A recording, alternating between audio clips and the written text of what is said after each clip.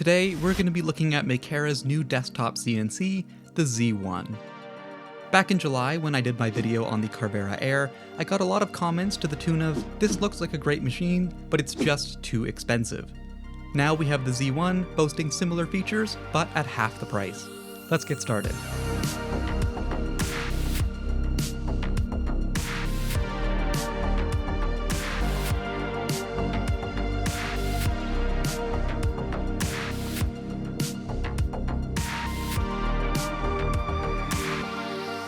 While I get this out of the box, I do have a couple of disclaimers to make. First of all, Makera did provide the Z1 free of charge so that I could make this video, and secondly, a portion of this video is sponsored by PCBWay. Timestamps for that are on screen now. The machine came packed in a large cardboard box, with several smaller boxes for all of the accessories.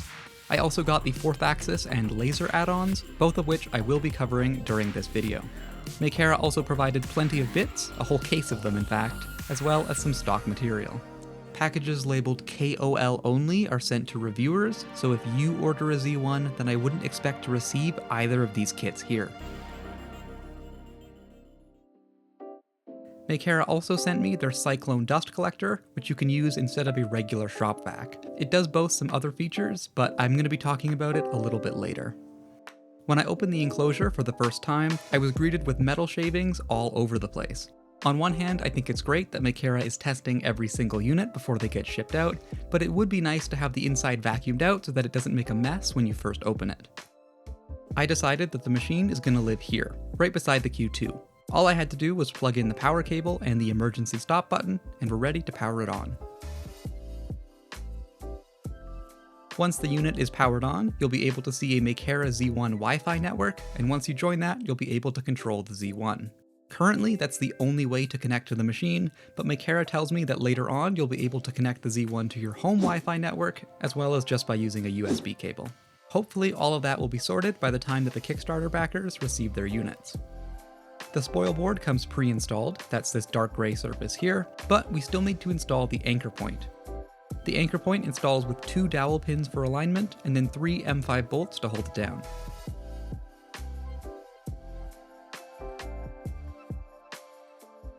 The Z1 uses MGN12 rails all over, something that most of us are used to seeing on 3D printers. It uses open loop NEMA 17 steppers and standard Acme thread lead screws to move all axes. I can understand why some people are disappointed about this, but obviously some corners had to be cut to get the price down. The good news is that Makera is offering a Z1 Pro upgrade kit with ball screws and closed loop steppers to match. The spindle functions exactly the same as on the Carvera Air, with a lever on the side that you pull down to quickly swap the bits. This spindle is a little bit less powerful though, at only 150 watts. Personally, I'd love if Makera could offer an upgrade kit later on, much like what they're doing with the motion system. Something new to the Z1 is the addition of a blower above the spindle that helps clear chips while the machine is running. What this means in practice is that you shouldn't need to hook up an air compressor whenever you're milling. This is huge because it means that I can keep the machine down here in the basement rather than out in the garage. The Z1 also has an onboard camera that you can use to monitor any jobs that are in progress. Alright, I think that's enough of an introduction, let's go and make some parts.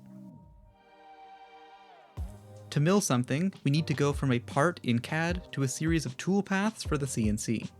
Makera has their own CAM software called MakeraCAM, which is what I'm going to be using. This here is the part that I want to machine. It's a big 50-tooth gear that I want to cut out of POM, otherwise known as Delrin. You can see it's not completely flat, there's a bit of a lip on the outside. In addition, I want to add some nice chamfers to the outside of the part. Inside MakeraCAM, the first thing we're going to do is select 3 axis, and then from there we need to set the size of our stock. I'm using a 150 by 100 by 5mm thick piece of Delrin that Makera included with the kit. Once that's set up, we can import our geometry with this button in the top bar. From here, we can left-click on the part itself and click the Transform button under Adjust Object. This lets us move, rotate, scale, and even mirror the part. The Auto Align Stock button does a great job positioning the part inside of the stock, but putting it in the dead center seems a bit wasteful, so I'm going to move it over to the left. Now let's start creating some toolpaths. The first operation we need is a pocket, and this is going to cut out that lip that we saw on the top of the part. We'll go 3D path, click pocket, and then click on the part where we want the pocket to be. You can see it's selected here. As for the settings, MakeraCAM pretty much handles everything by itself. You can see here it's chosen a 25mm long end mill. If we're happy with everything, we can scroll down and click calculate, and you can see the toolpath on the left-hand side here. I would highly advise previewing toolpaths before running them on the CNC, just so you can make sure that it's doing what you want it to do. Next up, we need to cut the part out from the stock, and we're going to be using a contour operation for that. We'll click 3D contour in the menu, and from there we can select the object. You can see these white lines around the edges of the model. When we click on them, the lines become dotted, and that's how we know which edge we've selected. You can select multiple edges by holding down the Shift key. End depth offset lets you cut just a little bit deeper than the stock itself. I made the mistake of not using it over the summer with the Carvera Air, so for safety, I'm going to set it to 0.5 mm. I'm going to manually choose a bit for this operation. I'm going with a 1mm cobbed bit since the teeth on this gear are quite small. At the bottom, we need to select whether or not we want the tool to cut inside the line, outside the line, or on the line. Since we're cutting this piece out of the stock, we want the cut outside the line. If we want to cut a hole in the part, which we're going to get to next, then we should select inside. Once again, we're going to hit calculate, and now this new toolpath is done. Like I just mentioned, we need to cut out this small hole in the middle, and for that we're going to use another contour operation. We'll select this edge of the hole, and we can use the same bit as last time, there's no issues there. The difference is we want to cut inside this line so that the final hole is exactly 5 mm. That's technically all the operations we need for a finished part, but I'm going to go add that chamfer to the edges now. We go back to 3D path, select 3D chamfer, and then click on the edges where we want it.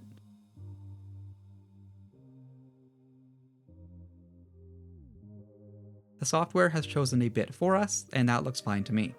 Okay, let's hit calculate, and then we're all done. We can now go and preview these toolpaths and make sure that everything's looking alright. First, you can see the pocket, then the 2 contour operations, and finally the chamfer at the end. This looks great.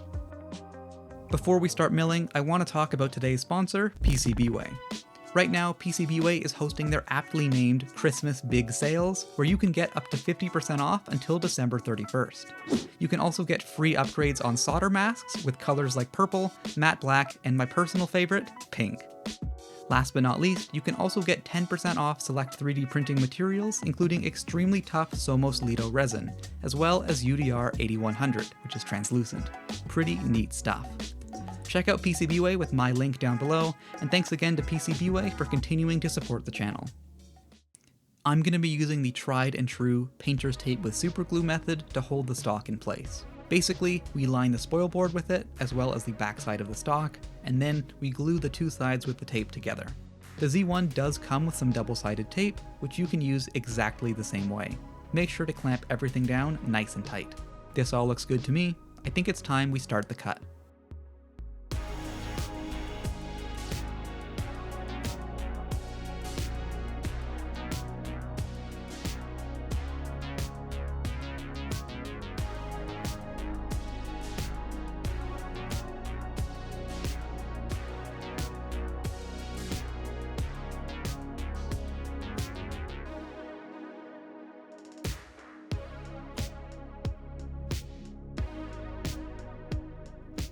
While machining, I'm using the Cyclone dust collector plugged into the port at the back of the Z1.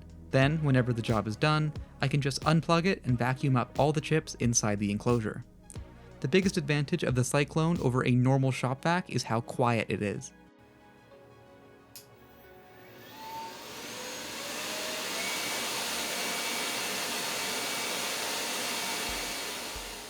It tops out at 70 decibels, which is obviously not quiet, but it's quiet enough that it can't be heard in the rest of the house if I keep the door closed. In contrast, you can even hear the shop vac running from outside. Not ideal. The Cyclone also has a generously sized 6-liter bin to collect all of the chips. In mine, you can also see a lot of sawdust because I've been primarily using it with the Carvera Air for a future project. You are able to plug the Cyclone into the Z1 and control it via G-code as well, but I've just been using the knob on the front personally. I just think it's a little easier that way. One major downside of the painter's tape trick is sometimes it can be extremely difficult to get the stock off the bed. There we go. I think the finished part looks great. The surface finish is really nice, and the chamfer adds a nice touch. Comment below what you think the final part is going to look like. You can make some incredibly intricate parts by using the 4th axis add-on. During the summer, I used the 4th axis on the Carvera Air for one of the sample projects, but I've never tried making my own parts on the 4th axis until today. The plan is to cut down some of this 20x20 aluminum stock I have into an oversized BMG drive gear, to go with the Delrin gear that we made earlier. Installing the 4th axis is super easy as well. We put 2 pins on the left and right side of the bed, and then slide the 4th axis over those. From there, we can secure it in place with 3 M5 bolts. We route the cable down below the motor and plug it into this port at the back of the enclosure. It's a bit awkward to reach, but the cable locks in with a satisfying click, so you'll know exactly when you've got it right. When we first turn on the machine, the 4th axis does a little calibration, and then we're good to go. I'm going to be making this part in 2 separate operations. First, I'm going to be turning my square stock down into a cylinder, and from there I'll mill out the final part. In MakeraCAM, we'll click 4th axis and then change the dimensions of our stock. It's square, with dimensions of 20 by 20 millimeters and 80 millimeters long. The final part I'm machining is about 56 millimeters long, so we'll have a good amount of extra stock to work with. We're going to import our file, which for now is just a 20 millimeter diameter cylinder, then rotate it and align it into place. It looks like MakeraCAM wants to go with the 12 millimeter long flat end mill, and that seems okay to me. Unfortunately, MakeraCAM still doesn't have the ability to preview the 4th axis toolpaths, so we basically just need to trust that the software is going to do what we want. That's why I'm starting with a simple cylinder rather than going all in on the final part right away. We can secure the stock in the chuck with the included wrenches, and then slide the tailstock over to secure the other side. Makera recommends drilling a small hole in the middle of your stock so that the tailstock has an easier time grabbing onto it. Make sure to tighten the tailstock as much as you can, not to spoil anything, but I didn't tighten it enough, and we'll see what the consequences of that are. In the Carvera controller, we just need to set our offsets for the part, and then we're all ready to go.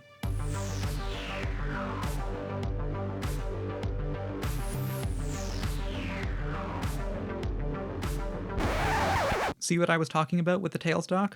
Let's try that again.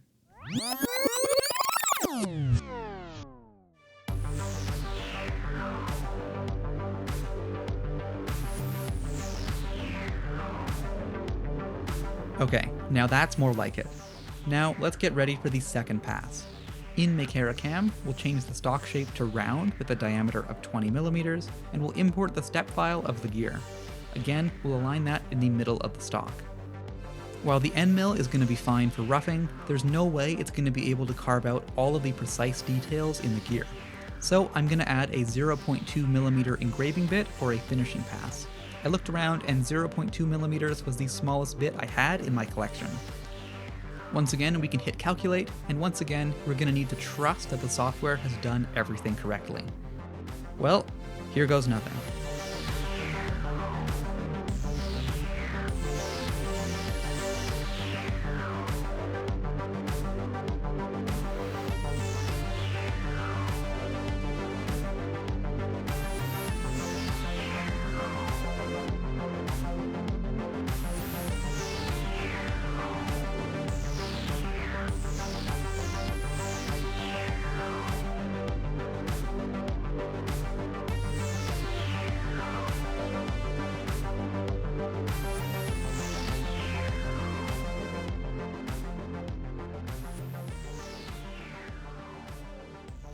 Finally, we have ourselves a finished part. I'd say I'm quite pleased with how it turned out, although it did take an extremely long time to machine. According to the Carvera controller software, the job was just shy of 30 hours long. Most of that time was spent with the engraving bit, machining details that weren't really necessary, so I think I have a ways to go in optimizing my toolpaths. I think 4th axis machining is extremely powerful, and I have a whole lot of ideas now that I can use it at home. I'm really curious to see how custom pulleys would work out. Last but not least, I want to talk about the laser add-on. Just like on the Carrera Air, the Z1 supports a laser diode that mounts directly onto the spindle. At a pretty modest 5 watts, this laser is most suitable for engraving rather than cutting. I thought I'd try my hands at a more artistic project rather than a practical one, so I'm going to try engraving me, well, not me, but my profile picture, onto some ceramic tiles. The laser workflow in MakeraCAM is pretty simple. You can import images or vectors, and then run either laser vector or laser image depending on what you're using. My profile picture is just a regular old JPEG, so I'm going to be using laser image. There aren't a lot of settings to change here, just the power and also the speed. I think it would be really helpful to have the option to invert the image right inside of MakeraCAM. Currently, it just assumes that where the image is dark, that's where the laser is firing. This makes sense if you're engraving on wood, but for me, I'm going to be burning away the black and revealing the white underneath. So actually, I need the opposite. Being able to do that right in the CAM software just saves me from having to do it in Photoshop. Before we start on the final image, I need to do a quick test to see what speed and power level I want to use. I made an array of little squares, each of which represents a different power level for the laser. We start at 8% and then move up to 20%, and then do 30 and 40% for good measure as well. All of these are at a speed of 1200 millimeters per minute, which I think is a good middle ground for engraving. Let's give this a go.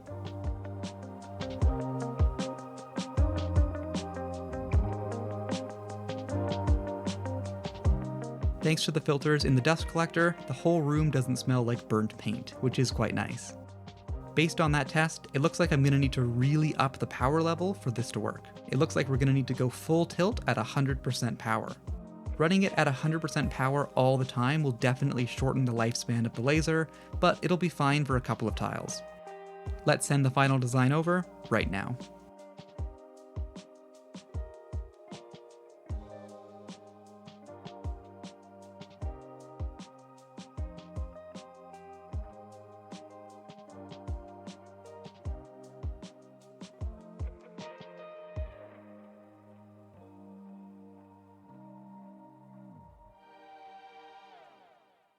So this here is what the final tile looks like after engraving, and also about 6 or 7 coats of clear coat. It's got a nice shiny surface finish, and also this kind of cool grungy look to it. It definitely doesn't look like your standard laser engraver project, and I think that's great. I love making something that looks a little bit more unique. I have some of these stick-on rubber feet here, and this is going to make a great coaster for my desk. For comparison's sake, here's another tile without all the clear coat. You can see that the white is much brighter, but the blacks also don't look very black, so I personally prefer the look of the one on the left. Well, there you have it, folks. Those are my first thoughts on the Makera Z1 CNC. Overall, I think Makera has a great strategy here, and I really hope they keep it going with some more upgrade kits into the future. While the lower price tag obviously does come with some reduced functionality compared to their other machines, I think it's amazing that the barrier to entry for CNC machining has gotten so low. Anyone who wants to get started in the hobby can buy the base Z1 and then upgrade different pieces depending on their needs as time goes by, which I think is excellent. As always, thanks so much for watching, and I'll see you guys in the next video.